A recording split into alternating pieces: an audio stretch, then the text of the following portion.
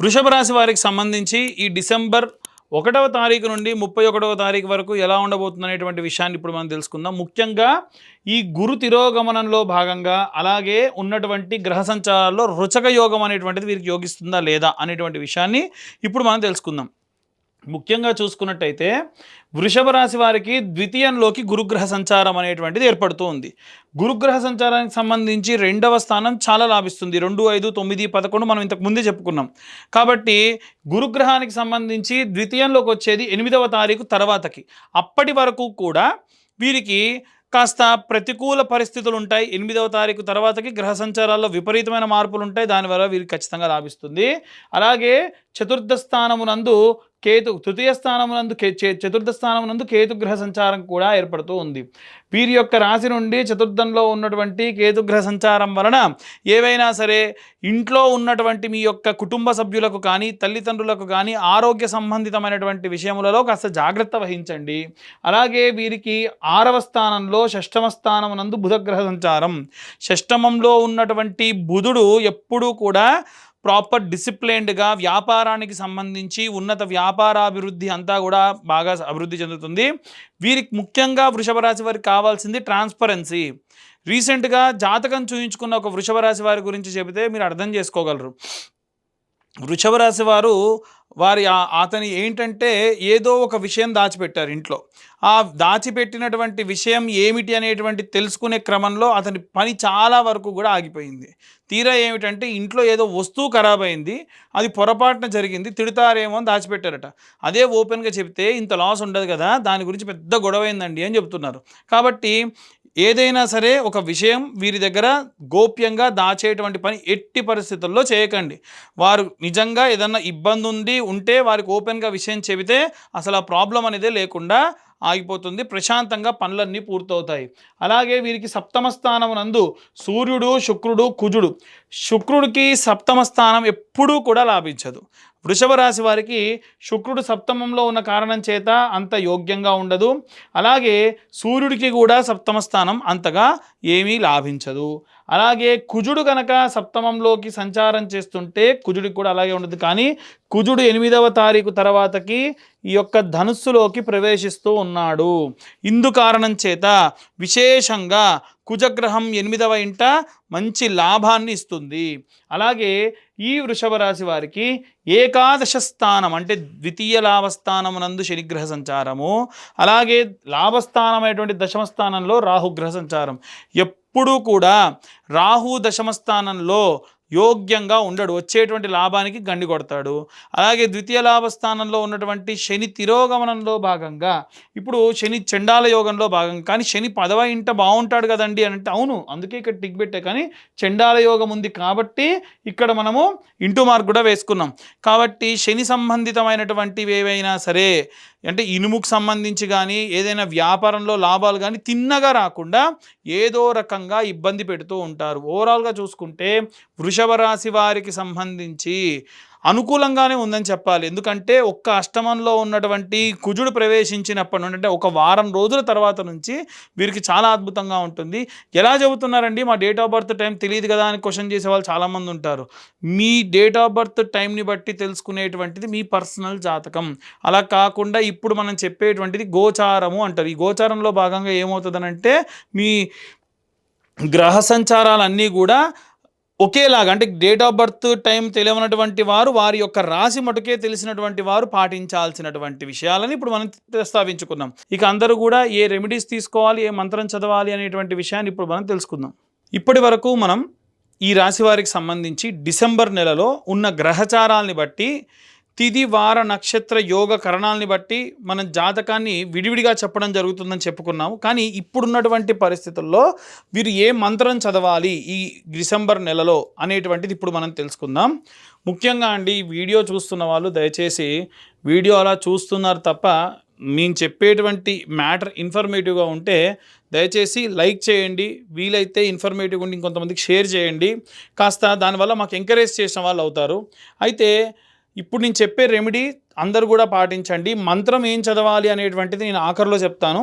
ఇప్పుడు ఆ రెమెడీస్ ఏంటంటే మీ దగ్గరలో ఉన్న నవగ్రహ దేవాలయానికి వెళ్ళిపోండి. నిత్యము కూడా ఒక పిరికెడు ధాన్యం తీసుకొని వెళ్ళాలి. అది ఏ ధాన్యం తీసుకెళ్ళాలి అనేటువంటిది ఇప్పుడు తెలుసుకుందాం. ఆదివారం నాడు ప్రారంభించాలనుకోండి, పిరికెడు గోధుమలు అంతే, ఒక ఆకు డొప్పలో వేసేసి, చిన్న మట్టి ప్రమిదలు మీకు బయట నెయ్యి వేసి అమ్ముతున్నారు ఆల్రెడీ, అది తీసుకొని వెళ్ళి ఆ ధాన్యంపై పెట్టి వెలిగించండి. తర్వాతకి 21 ప్రదక్షిణాలు చేయండి. ఎన్ని ప్రదక్షిణాలు? 21 ప్రదక్షిణాలు చేసి మళ్ళీ 6 ప్రదక్షిణాలు అపసవ్య దిశలో, అంటే clock wise 21, anti clock wise 6. ఇది నేను మళ్ళీ ప్రతి రోజుకి చెప్పను.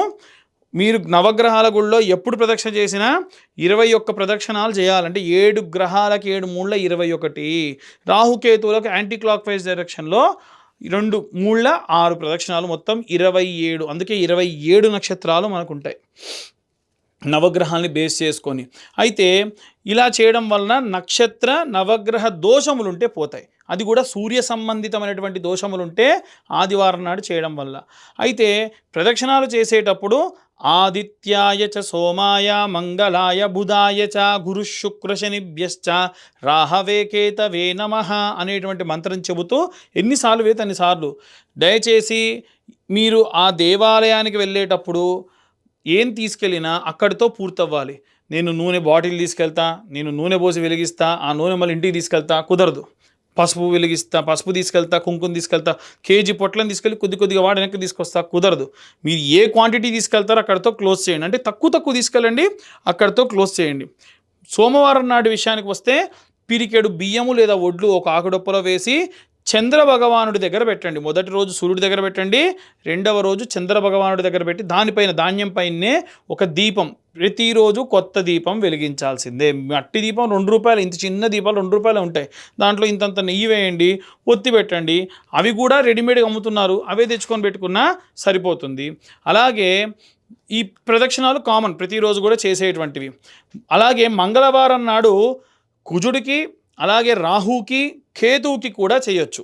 అయితే కుజగ్రహానికి చేసేటప్పుడు పిరికెడు కందులు తీసుకొని ఒక ఆకు డొప్పలో వేసి, ఒక పిరికెడు కందులు తీసుకొని ఆకు డొప్పలో వేసి చిన్న దీపం ఆ కందుల పైన వెలిగించేసేయండి.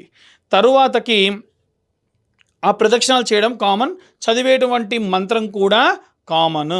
తర్వాతకి బుధగ్రహానికి సంబంధించి పిరికెడు పెసర్లు వేసి దీపం పెట్టేసి బుధవారం నాడు ప్రదక్షిణాలు కామన్, మంత్రం కామన్. గురువారం నాటి విషయానికి వస్తే శనగపప్పు లేదా శనగలు పిరికెడు వేసి ఆకుడొప్పలో దానిపైన కొత్త దీపం, ప్రతిరోజు కూడా కొత్త దీపం వెలిగించాలి. చిన్న మట్టి ప్రమిద సరిపోతుంది. ప్రదక్షిణాలు చేసేటప్పుడు మంత్రం చదవాలి. 21 ప్రదక్షిణాలు, 6 ప్రదక్షిణాలు అపసవ్య దిశలో. అలాగే శుక్రవారం నాడు పిరికెడు బొబ్బెర్లు వేసి తర్వాతకి దీపం పెట్టి తర్వాతకి మీరు ప్రదక్షిణాలు కామన్, అలాగే మంత్రం కూడా కామన్. ప్రతిరోజు కూడా ఎన్ని ప్రదక్షిణాలు చేస్తున్నాం, ఎంత మంత్రం చదువుతున్నాం లెక్క అవసరం లేదు, ప్రదక్షిణాలకు మాత్రమే లెక్క. 21 సవ్యం, 6 ప్రదక్షిణాలు అపసవ్యం, అంటే clock wise, anti clock wise. Clock wise 21, anti clock wise 6. శని గ్రహానికి సంబంధించి చేసిన రోజు కొంచెం ప్రత్యేకంగా చేయండి. చేసేటప్పుడు పిరికెడు నువ్వులు ఆకుడొప్పలో వేసి దానిపైన ఒక దీపం పెట్టేసుకొని, వీలైతే దీపం నువ్వుల నూనెతో వెలిగించి, వీలైతే ఒత్తి కూడా నల్ల ఒత్తి వేసి ప్రదక్షిణాలు చేయడం ప్రారంభించండి. ఈ నవగ్రహ మంత్రాలతో పాటు నీలాంజన సమాభాసం రవిపుత్రం యమాగ్రజం ఛాయా మార్తాండ సంభూతం తం నమామి శనేశ్వరం అనేటువంటి మంత్రాన్ని చదవండి. ఇక మిగిలింది రాహుకేతువులు మంగళవారం నాడు చేయాలి కాబట్టి పిరికెడు నల్ల మినుములు ఒక ఆకుడొప్పలో వేసి దీపం వెలిగించి ఈ యొక్క ప్రదక్షిణాలు 21 కామన్గా మీరు ప్రతిరోజు చేసేవి, యాంటీ క్లాక్ వైజ్ డైరెక్షన్లో చేసేటువంటివి 6 ప్రదక్షిణాలు. అలాగే కేతుగ్రహానికి కూడా ఆకుడొప్పలో నల్లటి రంగులో ఉండేటువంటి ఈ యొక్క ఉలవలు వేసి దానిపైన దీపం పెట్టి ప్రదక్షిణాలు common 21, anti clock wise 6. In case రోజు మీరు ఏమైనా పండ్లు తీసుకెళ్తారా, ఒక 2 పండ్లు తీసుకెళ్ళండి, అంతకు మించి వద్దు. ఏ గ్రహానికి మీరు తీసుకెళ్తే ఆ గ్రహానికి తీసుకెళ్ళండి. లేదు ప్రతి గ్రహానికి కూడా బెల్లం ముద్దలు పెడతా అంటే చిన్న సైజులో బెల్లం ముద్దలు ప్రతి ఒక్క గ్రహానికి పెట్టండి.